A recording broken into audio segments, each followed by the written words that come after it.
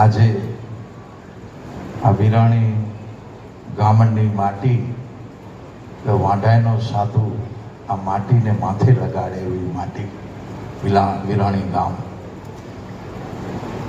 આવા પવિત્ર પ્રસંગે પૂજ્ય આત્માનંદ સરસ્વતી, મારા સખા સુરેશદાસજી, વિરાણી ગામના સર્વ વડીલો, ભાઈઓ, બહેનો, યુવાધન એવં બાલગોપાલ, આખા વિરાણી ગામને વાંઢાય ગુરુદ્વારાની ગુરુ પરંપરાના જય લક્ષ્મી નારાયણ. બાપુ, આ વિરાણી ગામનો પરિચય, જૂનો પરિચય તો ઘણો બધો છે, પણ હમણાં તાજો પરિચય આપું તો 5મા મહિનામાં આ વિરાણી ગામના બહારના લોકોએ ટિકિટો કઢાવી લીધી હતી. અહીંયા લગભગ મંડપ બાંધવાની તૈયારી થઈ ગઈ હતી, પણ આ વિરાણી ગામે સાંભળ્યું કે આપણો દેશ, આપણા દેશનો સૈનિક, આપણા દેશની મિલિટરી જો બોર્ડર ઉપર ઊભી હોય તો અમે અહીંયા મંડપ કેમ બાંધી શકીએ? આ રાષ્ટ્રને બલિદાન આપ્યું, પ્રસંગ બંધ રાખ્યો. અને તમે જે પ્રસંગ બંધ રાખ્યો, નખત્રાણા નવાવાસમાં પ્રસંગ હતો, બાપુ આવી શકે એમ નહોતા. નવાવાસવાળા મને કહે કે બાપુને ગમે એમ કરીને બોલાવો. બાપુ કે 72 કલાક કરીને જવાબ દઈશ. મેં કહ્યું બાપુ 72 કલાક તો બચ્યા નથી તમારી સભાને, કે અમારે અત્યારે જે મિટિંગો ચાલે છે અને એને જે સમાચાર મળ્યા ને મને કીધું કે હું હવે આવું છું. પણ અહીં આવ્યા પછી જે નવાવાસનો પ્રસંગ પૂરો કરી અને આશ્રમે પાછા પરત આવ્યા, અહીં બાપુને મેં વાત કરી કે બાપુ આવી રીતે, ત્યારે એ દિવસે મને બાપુ કીધું હતું કે વિરાણી ગામમાં જેથી પણ હમણાં જે પ્રસંગ બંધ રાખ્યો છે એ પ્રસંગ જ્યારે પણ થાય એ આમંત્રણ દે કે ન દે, મને તું કહેજે, હું દોડતો આવીશ. બાપુ એ દિવસે મને કીધું. અને આ વિરાણી ગામની માટી આજથી 100-125 વર્ષ પહેલા લાલરામજી મહારાજના હૃદયમાં પડેલી જે વેદના હતી એ વેદનાને સાંભળી હતી ઉધોરામ મહારાજે. અને ઉધોરામજી મહારાજની અંદર પડેલી જે વેદના હતી એ વેદનાને સાંભળનારી જો માટી હોય તો આ માટી વિરાણી ગામ.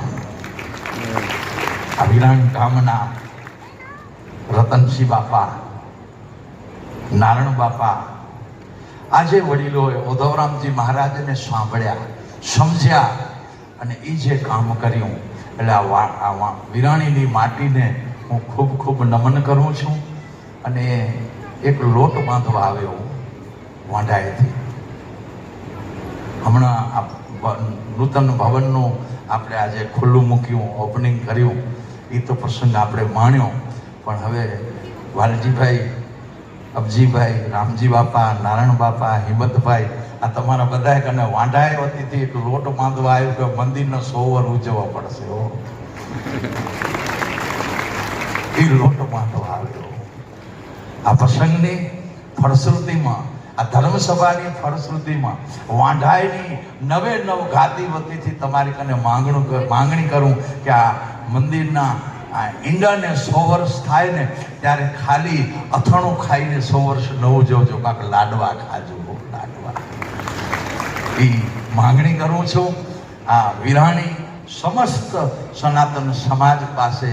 અને આ બાપુએ જેમ વાત કરીને અને બાપુના આશ્રમમાં એમ બાપુ ખુદ બોલ્યા કે મારા આશ્રમમાં 10 લાખ રૂપિયાની ચીલર આવે છે, એને હું અડતો પણ નથી. તો આ વિરાણી ગામમાં શું કવડ લેવા આવે?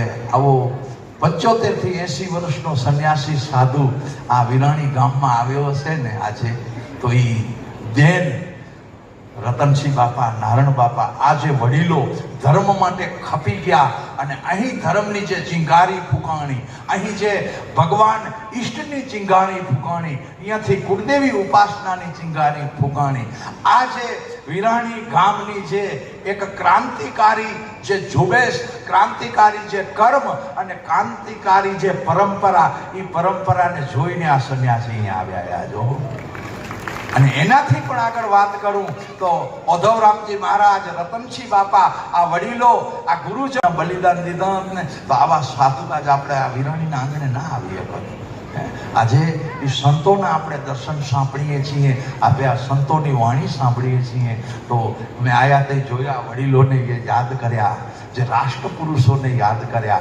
આજે વિરાણી ગામની અંદર એકતા, અને બાપુએ વાત કરીને વાત સાચી છે. હવે ઘરમાં છોરા ઘટવા માંડ્યા, અને છોરા આગળ ઘટે ને એની સમસ્યા હમણાં સગાઈ સમસ્યા છે, અને હજી ઘટશે તો પછી શું કરશું? જો આગળ ઘટ્યા એની હમણાં સમસ્યા ઊભી થઈ, તો આજે જો છોરા ઘટશે. અને અત્યારે કેવું છે, આ હમણાં વિરાણીનો પ્રોગ્રામ 12 મહિનાથી તમે તલપાપડ થતા હતા કે આપણા ગામનો પ્રસંગ આવેલો, આપણા ગામનો પ્રસંગ આવેલો. પણ એવા બિચારા ઘણા હશે કે જેનાથી આ પ્રસંગ છૂટી ગયો હશે, ત્યાં બેઠા હશે અને બેઠા બેઠા પ્રસંગને માણતા પણ હશે, પણ છૂટવા પાછળનું કારણ શું? ઘરમાં એકલો હશે, કારણ કે આજુબાજુમાં એનો ભાઈ નથી. કેમ એ ધંધો મૂકીને આવું, કેમ એ પરિવાર મૂકીને આવું, કેમ એ વ્યવસ્થા છોડીને આવું, એને સમસ્યા નડીને એટલા માટે આ પ્રસંગમાં નહીં આવી કે એવા પણ વિરલા આ વિરાણીના બિચારા હશે. એ સમસ્યા શું કામ? કે ઘરમાં સંતાનની સંખ્યા ઘટી. બાપુ કીધું ને કે હકીકત સાચી વાત છે.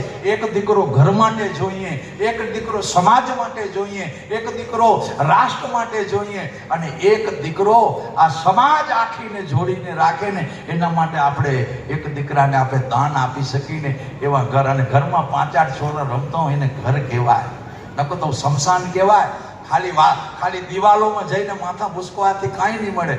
આવડું મોટું આપણે ભવન બનાવ્યું, અને એ ભવનના એ આંગણાની અંદર જો 4 ફેરા નહીં ફરાય, એ આંગણાની અંદર સમાજ આવીને બેસશે નહીં, તો એ દિવાલ શું કામની?